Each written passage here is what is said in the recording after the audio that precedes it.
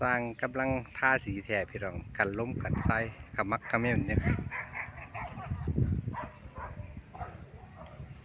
สีแถบเริ่มลงมาแต่ทึ่งๆนี่พี่น้องเพราะว่ามันแกงสีบอเปลี่ยนเขาทาสีแถบตารางแล้วกันที่เปลี่ยนเพราะว่าเขาก็ต้องทาสีแถบทั้งบุญก่อนสร้างคนขมักขมิ้นทาอยู่ปุ่มหัวทาอยู่สีแถบนี่เนี่ยบ้านเขาไปจังว่าเอาสี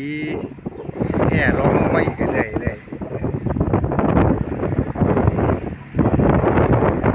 ใส่ความสามารถที่พี่น้องสูงไปดิความสูงการทาสีถ้าต้องขึ้นลงมาก่อนเพราะว่าเรียนการทาทำไมเรียนกันต้องทาพี่นะทาฝ้าก่อนทาฝ้าแล้วก็ลงมาปูกระเบื้องครับมันยังเป็นขั้นตอนของการทาสีทาเพิ่งแล้วก็แล้วต้องทาตารางอีกทางเราก็สีมือสร้างหลังคาได้เห็นสร้างดีครับเก็บรายละเอียดเก็บแบบดีเลยครับชอบบางสิบอยเลย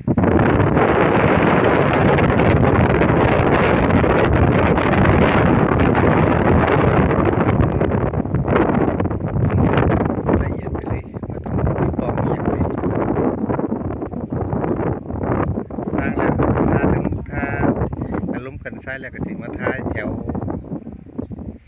ฝ้าข้างแล้วก็มาทากะติดเรื่อยๆต่อลงมาจนว่าสุดท้ายวัดตารางพี่น้องก็ลำบากให้เสียพี่น้องคนถามผู้คนเคยทาคนบอกให้ฟังนะสวยงามเลยพี่น้องขาวตัดเท่า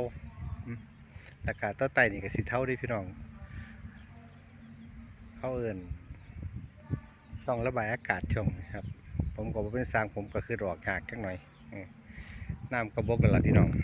น้ำบกนี่แล้วเขาก็เกิดแล้วตบปอแต่แปะแล้ว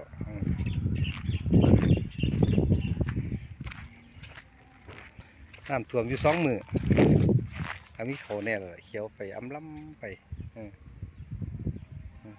เขียวเขาอำล้ำเขาก็เกิดพี่น้องบ้านเด็กอาทิตย์กว่าสร้างความเจ็บสีพี่น้องมึงเป็นงามบ่พี่น้องมึงเห็นไหมครับถ้าทั้งบนลงมาให้มันมาสิ้นสุดตารางเนาะพี่น้องในเฮียนในอย่างกะงามอยู่ดิเดี๋ยวพาถ่ายมึงขอบเปลียดก็ใส่แล้วยิงมวนดิครับยิงให้มันละเอียดด้านในกะฝ้ากะสบายเลยยังแต่ปลูกกระเบียงครับเอาซ้ำเด้อพี่น้องเด้อครับ